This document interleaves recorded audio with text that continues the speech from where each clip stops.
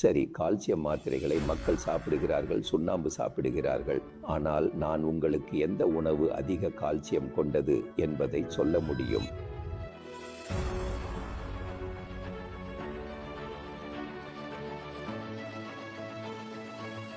அதில் முதன்மையாக பால் மூலம் தயாரிக்கப்பட்ட சீனா வருகிறது.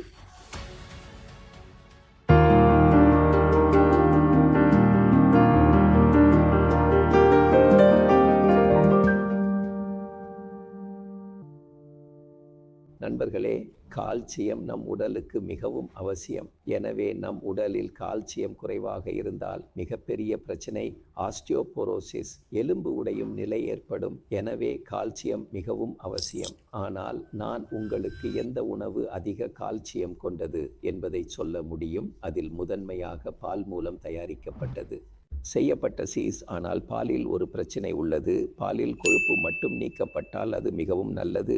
மேலும் பால் மூலம் தயாரிக்கப்பட்ட யோகா போன்றவற்றில் கால்சியம் உள்ளது. எனவே குறைந்த கொழுப்பு எடுத்துக்கொள்ளுங்கள், அது மிகவும் நல்லது. பச்சை இலைகள், பச்சை காய்கறிகளில் கால்சியம் நிறைந்துள்ளது. அதில் கொலாடு கீரைகள், கீரை, முருங்கை கீரை, புரோக்கோலி ஆகியவை கால்சியத்தில் நிறைந்தவை.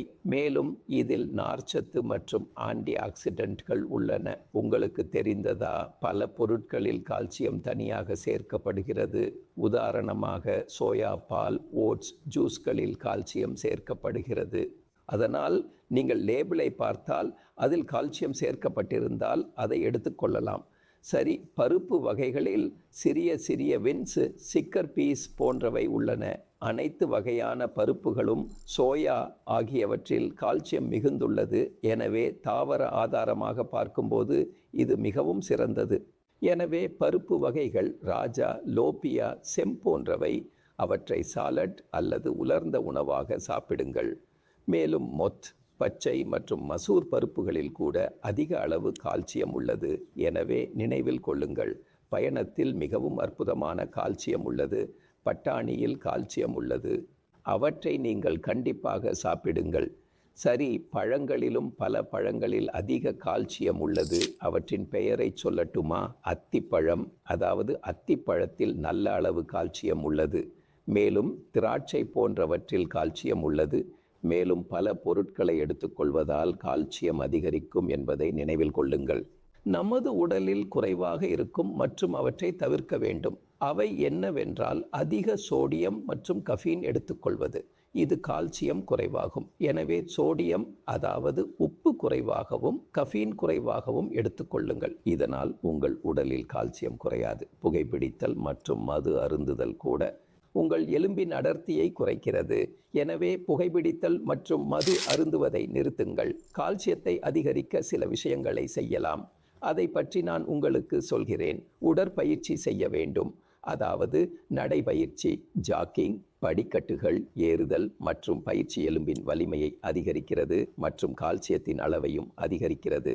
சூரிய ஒளி வெளிப்பாடு மூலம் வைட்டமின் டி கிடைக்கும். இது நமது கால்சியத்தின் உறிஞ்சுதலையும் அதிகரிக்கிறது.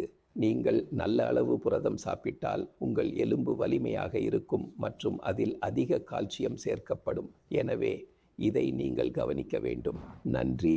என் பெயர் டாக்டர் விமல் சார்ஜர். உங்களுக்கு தெரியும், மூச்சு திணறல் சிகிச்சை செய்கிறோம். அறுவை சிகிச்சை இல்லாமல், ஆஞ்சியோபிளாஸ்டி இல்லாமல்.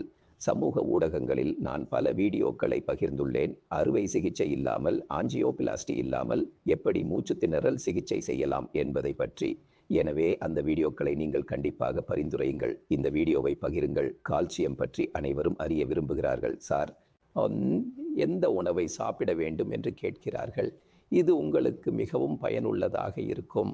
ஒரு சிறிய விஷயம் உங்களுக்கு மேலும் சொல்கிறேன். கால்சியம் வெளியே இருந்து எடுக்க வேண்டுமெனில் மிகவும் மலிவான கால்சியம் எது என்பதை நீங்கள் அறிய வேண்டியது அவசியம். பான் கடையில் கிடைக்கும் சுண்ணாம்பு ஒரு மற்ற அளவிற்கு நீங்கள் தினமும் சுண்ணாம்பு சாப்பிடலாம். அதை நீரில் கலந்து சாப்பிடலாம் அல்லது நீருடன் சேர்த்து சாப்பிடலாம். எப்படியாவது சாப்பிடலாம். அது மிகவும் பயனுள்ளது. அது நமது உடலின் கால்சியத்தை சமமாக்க முடியும்.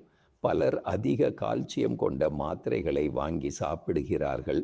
மிகவும் விலையுயர்ந்த மாத்திரைகளை சாப்பிடுகிறார்கள். ஆனால் நீரின் சுண்ணாம்பின் கால்சியம் போன்றதில்லை. நன்றி.